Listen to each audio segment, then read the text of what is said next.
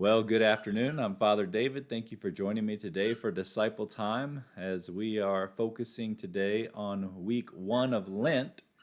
And so this week, as we gather together, I'm bringing our attention to this special time in our liturgical calendar. We're now in the first week of Lent, and I'm hoping that if you haven't done it already, that you'll go ahead and sign up for our small group series, The Chosen. We're going to be looking at the sacraments and looking at different things as we move through this time of Lent. And I'm sure for many of us who have been in a church that honors the liturgical season, we fully understand Lent and why we celebrate it.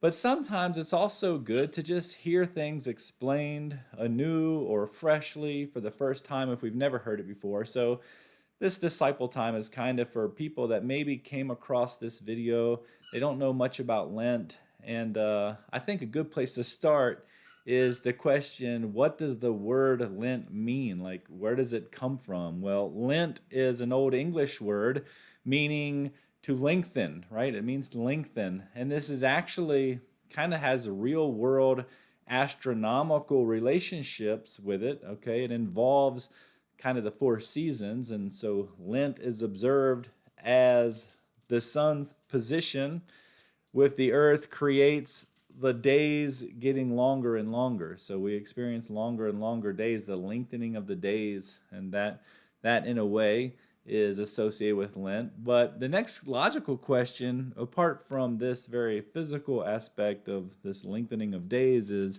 what is Lent in a spiritual sense, right? Well, Lent is a season of reflection and preparation before the celebration of Easter. So we do this by observing 40 days of Lent, and this is where Christians replicate Jesus Christ's sacrifice and withdraw into the desert wilderness for that 40 days. So Lent then is kind of marked by fasting, both from food and festivities, along with the addition of almsgiving, devotional practices like prayer.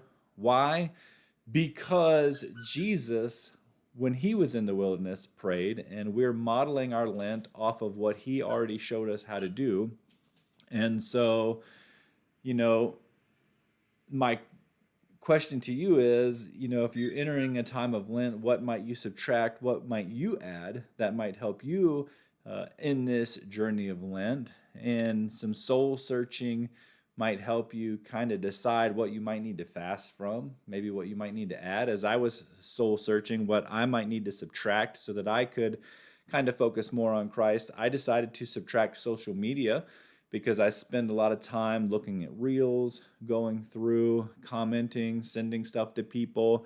And a lot of times I'll be sitting on the couch beside people in my family, and instead of being present with them in that moment, I'll be on my phone, they'll be on their phone. And so I'm kind of using this Lent as an opportunity to kind of pull myself out of that and kind of be more present and more mindful in the places that I'm at. And already I'm seeing that to be quite effective for my Lenten journey. I think a great thing we could also add in terms of prayer kind of comes from our readings from today, from Matthew 6, 9 through 11, and that's the Lord's Prayer. This is really one of the best prayers you'll ever find if you don't pray it on a daily basis. It's really good kind of to start doing it. So we find in Matthew 6, 9 through 13, Jesus is talking to his disciples, and he says, "This is how you are to pray. Our Father, who art in heaven, hallowed be thy name. Thy kingdom come. Thy will be done on earth as it is in heaven. Give," not gov, "us this day our daily bread, and forgive us our trespasses as we forgive those who trespass against us. And lead us not into temptation, but deliver us from evil." And that's a very easy prayer to remember. You probably have it already memorized, but like I said, this is kind of for people that stumble across this and it's something new, maybe. Try to remember it. It really kind of touches on all the bases, right? So we have praise and recognition for God's name and the position kind of he holds in and beyond the physical universe. sustaining it, creating it, that kind of thing. It has acknowledgement that God's will is active both in heaven and on earth, and that we're trying to partner in that activation of his will in earth. It has prayer for supplication and intercession in terms of our needs and in security. It has a recognition that we are to love and forgive one another, and that's very important. And a request, if you catch it there, for divine blessing and protection. This is really a great prayer. So I think another good question we might ask then is, why 40 days, right? Why 40 days? Why not 30 or 10 or 60? Well, 40 is a pretty significant number in the Bible and in Jewish religious history, right? So in Genesis, the flood which destroyed and cleansed the earth was about 40 days and 40 nights of rain, right? Interestingly enough, if you ever study the Talmud, you'll see that the Talmud prescribes being washed by 40 units or measurements of water for cleansing. And the Hebrews also spent 40 years in the desert as a nation before reaching the promised land. Moses fasted for 40 days in the wilderness before he received the 10 Commandments at Mount Sinai. So also, Jesus spent 40 days fasting. I mean, that's what we're doing right now in the wilderness in preparation for his ministry, which began right after John the Baptist was arrested. And then in the Old Testament, we also see that Elijah fasted for a period of 40 days before a certain ministry that he engaged in. And also, and I found this to be really interesting, the Talmud teaches that it takes 40 days for the embryo to form in the mother's womb. So the number 40, right, is associated with a time that it takes to cleanse oneself and be formed anew, right? So we're cleansing the old and we're transforming into something new. That process, whether it's the earth with the flood, whether it's a nation in the wilderness, whatever it is, that is a period of 40 in the Bible.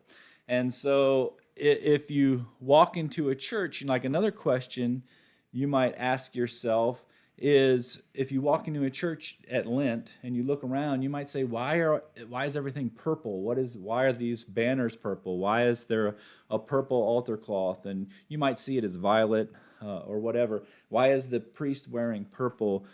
So purple is used for two reasons. One, because it's associated with mourning and therefore anticipates the pain and suffering of the crucifixion of Christ, which is what we're preparing for and reflecting on, that Christ's journey to the cross during this time, right? And then secondly, because purple is also a color associated with royalty. And so as we look forward to Christ's resurrection and sovereignty as King of Kings, we recognize Christ's kingship, and so there's the purple. So this is kind of just like a really basic overview of Lent. I wanted you to really pray and think about how you might do this, and that's kind of like our application for the journey today. And it's this: take advantage of this time and really enter into an intentional time of reflection and preparation. I want you to get the most out of this time as you can. So really think about, what are some things you can take away? What are some devotional practices that you can add? How might you, really dive into your spirituality as you reflect on the coming crucifixion and resurrection of Christ?